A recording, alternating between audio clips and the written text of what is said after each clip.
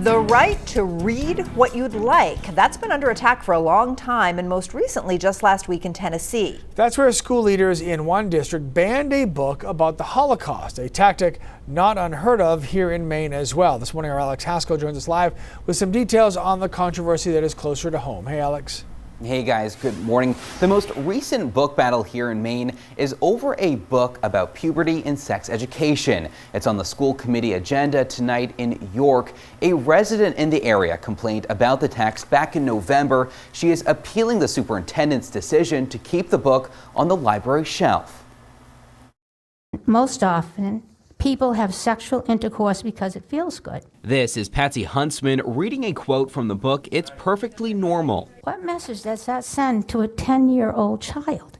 Huntsman has been fighting to pull the book from the York Middle School library. My concern is for unsupervised children having this book in their hands. York Superintendent Lou Gowensinski says efforts to ban the book are part of a national movement he says is all about taking away student rights. I've never seen anything like this in my career, to be honest with you. Gowensinski says measures are in place for parents to call the school if they don't want their children checking out any particular book. Rather than just having an all-out ban on books, let's have some conversations. And I think we've lost that in our society. University of Maine professor Judith Rosenbaum argues banning books on topics such as puberty and sex won't stop a child from learning about them. When we ban books, we're not taking information away from children. We're just taking a specific story away from them, because they can still find that information somewhere else. Somewhere else, like the internet, a challenge Mother Amy Rader knows well. For everyone who is complaining about the content of a book, I dare them to look at their child's browser history. Rader has a 13-year-old son in middle school in Bangor. I think it's irresponsible to ban books. She thinks readings on potentially difficult or uncomfortable topics can provide an opportunity to discuss them with her son.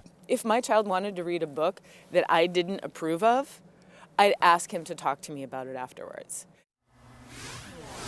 So the York School Committee will meet at 7 tonight. They are expected to vote on banning the book, It's Perfectly Normal. Alex Haskell, News Center, Maine.